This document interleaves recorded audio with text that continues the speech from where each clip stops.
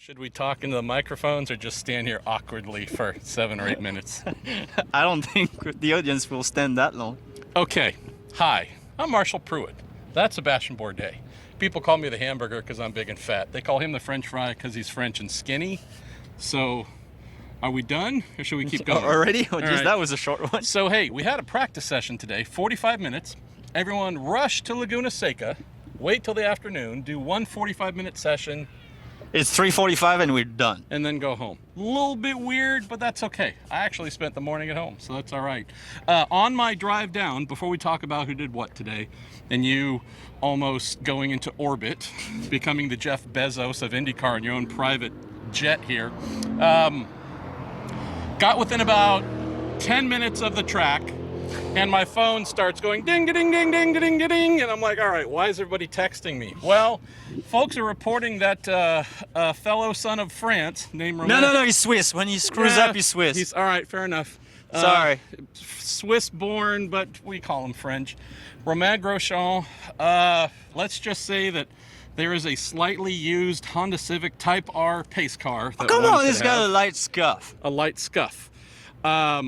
They threw a black cover over it. That's normally what happens when folks die. When the airbags Yeah, so the come airbags out. went off, windshield is cracked, the front of the car is not in great shape.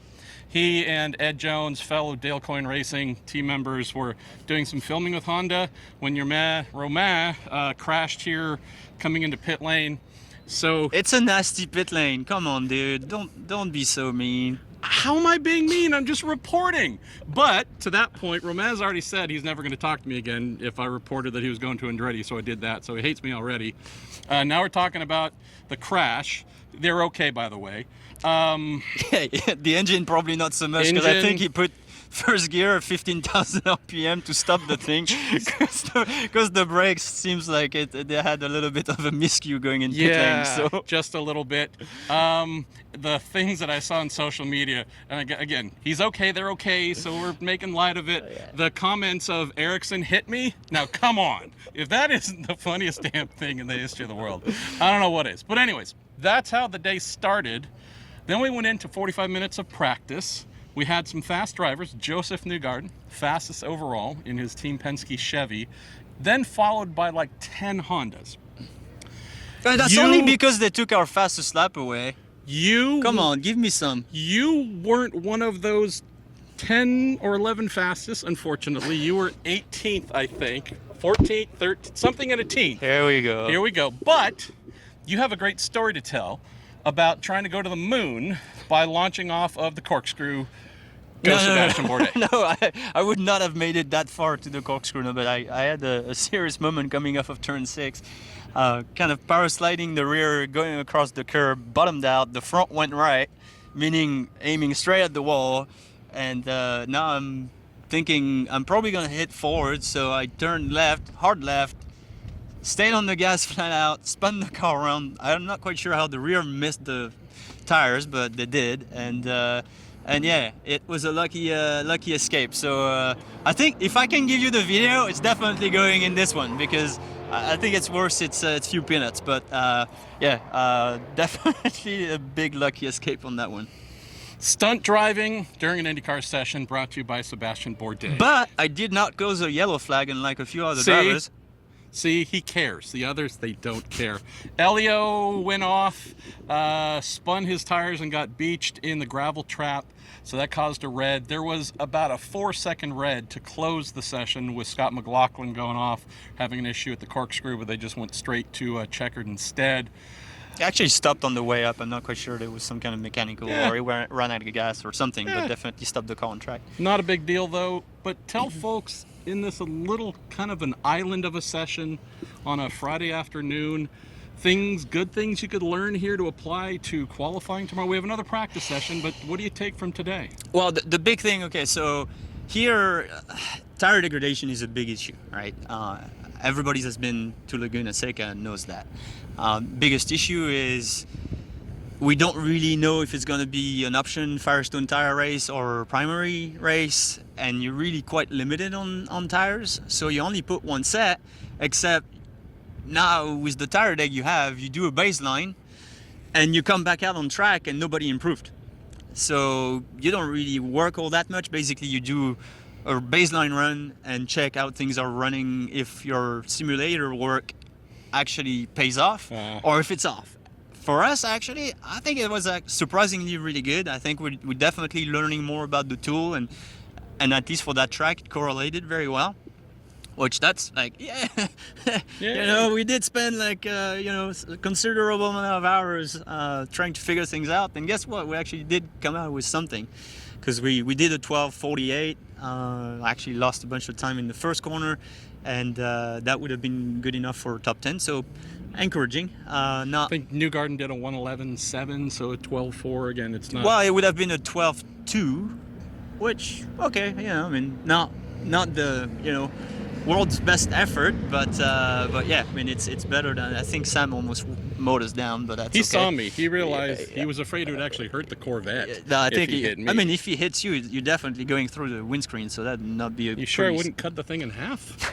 I mean, I'm hard to move. Okay, come on, this isn't news here. Yeah, I mean, I think it's not bad. Okay. Let's put it this way. At least for our little, you know, effort there at AJ Foyt Racing, that 14 car was pretty decent, and they took it away because apparently we just crossed the alternate line, and the red had just come out like a second before or something. So they took your lap. The fastest away. lap away. So we end up where we end up. But no, pretty happy with the car. Definitely massive challenge. We all went back out after that, and the track was covered in dirt, and then, you know, one guy goes off and that just compounds itself, because one guy goes off, then the track gets slippery, and another guy goes off somewhere else, and then the track just kept getting worse and worse and worse. So on top of the tire deck, then it's almost impossible to learn anything. But yeah, other than the baseline, I'm not sure anybody really got anything out of it. Wow. All right, well, we come back tomorrow morning, have another practice session, go into qualifying early afternoon. The timing of qualifying is roughly the same time as the race start on Sunday. Yeah, which you would think, let's put the option set of tires today. Yeah. Except there's just really no time. Like, and you know, if you want to work on your car from day 1 to day 2, and you make some progress, you kind of want to check things out before qualifying. But that practice is going to be around 10:30, I think. Yeah. And qualifying is around 2:30 again. So yeah, it's pick your poison, but it's just not ideal. So I really like to go back to the old schedule when we had a Friday morning practice, a Friday afternoon. Oh, come on, dude. We'll just keep talking. There's nothing going on here. We wish that there were a lot of fans here. There weren't. But hey, there's nothing to look at anymore. Let's just fire up the PA system. We're clearly not famous enough to keep a crowd here. Maybe that's their way of telling us to shut up and go away.